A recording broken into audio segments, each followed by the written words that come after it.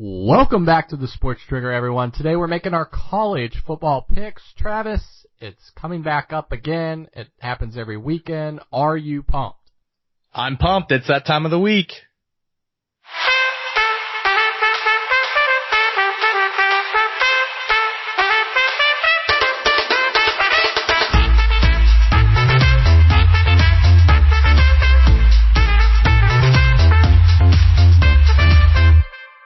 Hello, everyone. Today we are making our college football picks. Travis, let's start out NC State versus Louisville. I have been a huge slayer of NC State, saying how terrible they are, and look, they've actually started to live up to some expectations this year. So who do you have in this game? Louisville's favored by 3.5. I am on the same page as you as far as not favoring NC State leading up to this game, and I'm going to continue with that trend, and I'm going to go with Louisville and Lamar Jackson. Lamar Jackson. You know what? I was teetering on this. I was actually saying, NC State, yeah, they could probably take them out. They have a great defense. Louisville struggles. But you know what? Louisville destroyed them last year. And when I looked at that, I was like, you know what? I got to stick with Louisville. I'm going to stick with Lamar here. I think Louisville is going to go on a little mini run here.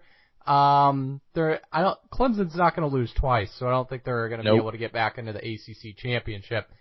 But, I'm going to stick with Louisville here. That could be an interesting game maybe early on, but Louisville's just, they got firepower that's tough to deal with, obviously, even just with Lamar Jackson. So I'm going to stick there. NC State's been playing great. I do think this might end up being 10 points or less, but I'm going to go Louisville to even cover the spread.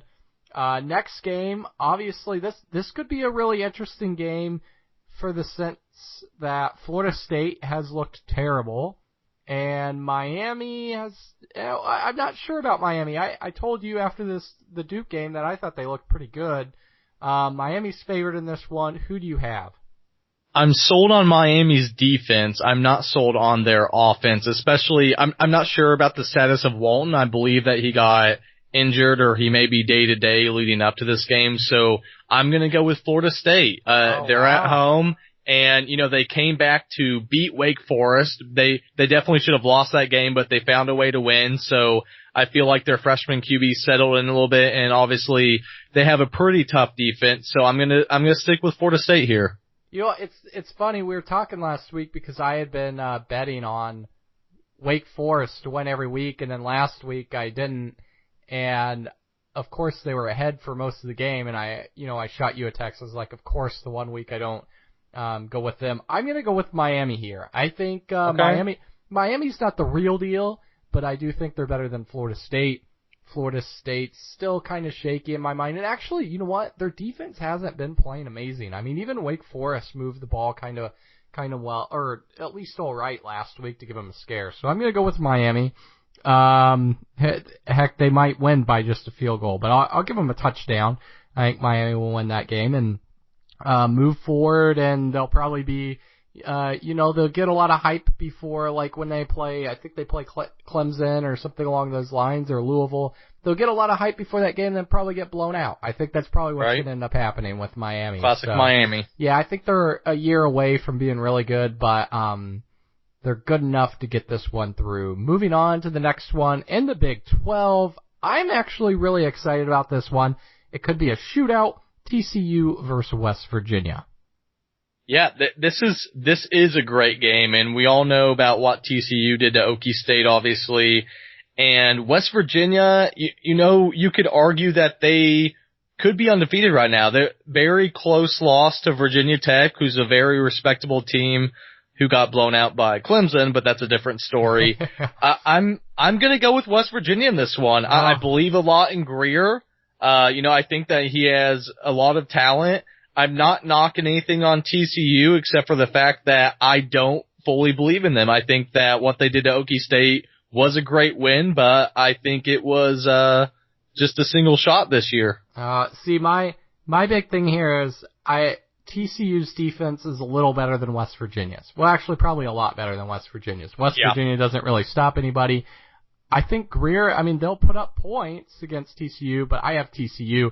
They're able to run the ball really, really well. And Wake Forest has had some injuries, had some struggles stopping the run. So they have those big boys up front that they can kind of lean on you. And a lot of people don't realize that. You know, they see TCU and they're like, oh, they're just another spread team. No, they can grind it out and pound it. And that's what happened with the Oklahoma State game. So I don't like TCU to cover right now they're favored by 13.5. I don't like them to cover that, but I'm going to pick them to win in a straight-up battle. Okay. So, with that being said, now we move on to LSU and Florida. This very well could be one of the most boring games of the whole entire afternoon. Right. And Florida's favored, respectfully so. I see this game being like 21-3. Florida. I just don't. LSU's bad, but LSU does come to play against Florida usually. I think Florida's the better team. Florida, I don't know if they're going to carry that offensive performance against Vandy last week. I mean, Vandy's gotten trounced the last 2 weeks, so I don't know how much confidence I really have in saying Vandy is really that great of a defense against elite talent. So I'm going to go Florida here. I think they easily cover the 3.5. But I don't think it's going to be a fun game to watch. Yeah, I definitely agree there. And it's, oh my gosh, I may watch part of the first quarter and then I may fall asleep because of boredom. I'd switch it to golf or something if golf was available. But, you know, Florida, I agree with you to where I don't think they're going to carry their offensive performance from last week, but I definitely like them by, I think 10 plus points. I think that's pretty safe. I could see that happening because LSU, I don't know. Florida just could key in on the run, and who do you have to pass? What are you going to do? I mean, you have I guess Danny Etling may start this week because he came back in after getting benched last week in their loss, but I think Florida may have a little bit of offensive groove. I'm not saying it's going to be like what they did last week, but I like them to win by 10 plus. LSU may get 10 points, so I would say 23-10, something along those lines, but I really have no faith in LSU at this point, and I have little faith in Florida, so if that tells you anything that I'm favoring Florida by 10 points, then you know, that just shows what I think of LSU right now. You know, this is a classic of how Florida has been able to win the East the last few years. Right. You know, of just showing, you know, they're not amazing, but they're just better than a lot of the teams that they played outside of, you know, Bama. And so this is a classic example of that. I do fully see I mean, here's the problem.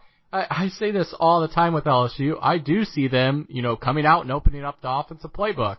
But they never do. Then they never do. And it's It's like the sneaky, like, everybody spends all week to get ready for them to open it up, and then they never do. So the coaches are like, oh, shoot, we just spent, like, 3/4 of our practice time on them, like, throwing the ball more, and then they just handed it off, got 2 yards, and then punted the ball away.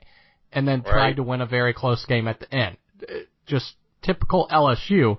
But you know what? If there's any time, and with Coach O's a brawler. So, you know, if he gets back to the wall, he knows, like, if he doesn't put up, then he's going to have to shut up, and he's going to be out of LSU after this year. If there's ever a time, it's after getting beat at home to Troy. You have to come out slinging. And I don't even care. And it probably won't end up helping them because, to be honest, Florida has several interceptions for touchdowns.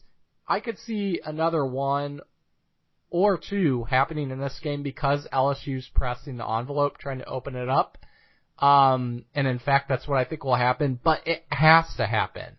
And if LSU opens it up and catches Florida off guard, then maybe we get into a different type of ball game. But I think Florida's the better team here, and LSU could get themselves into trouble turnover-wise if they do try and open up. So that could be interesting, but I do think it's probably going to be the most boring game of the day.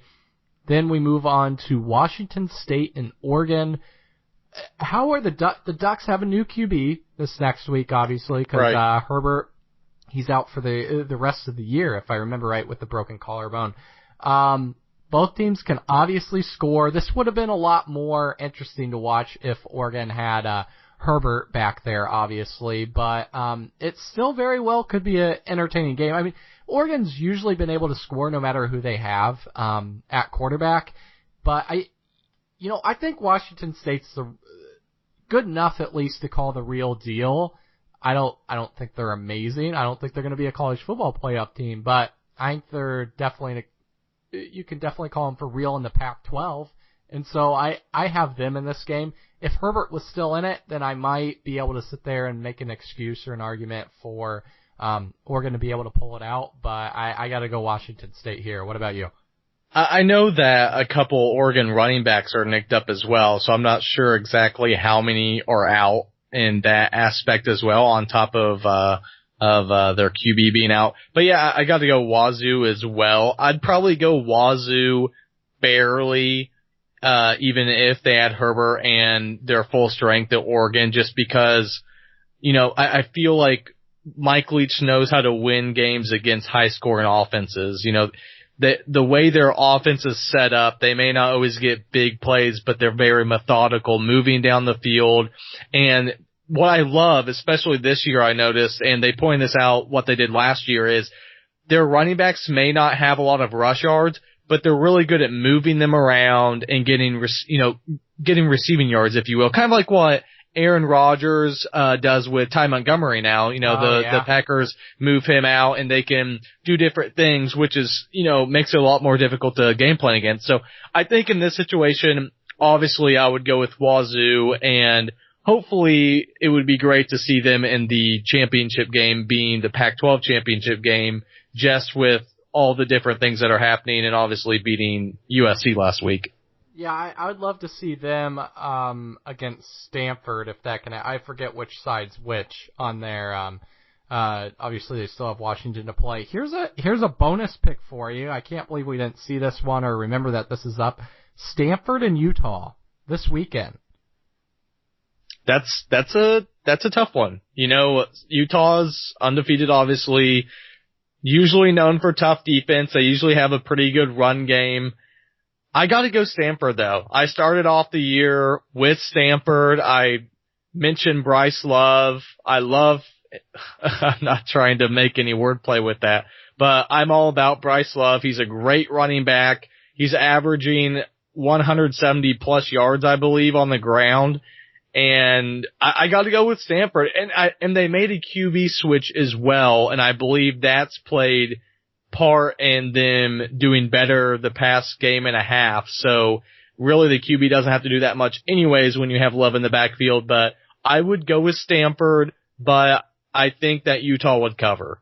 Yeah, this is a battle to me of like teams that finish in the like 12 to 25 ranking at the end of the year, because they're good, they're solid, they make it to bowls, but they haven't been good enough to press pass and get into that, upper echelon.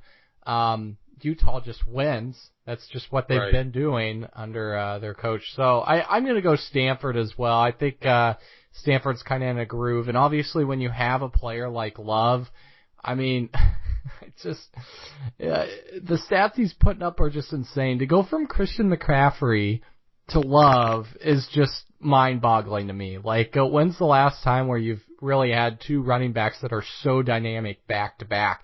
And no wonder Barry Sanders Jr. never got playing time now. Right. So, it's no mystery anymore. But with that being said, guys, thanks a lot for joining us on another episode of the Sports Trigger, and until next time.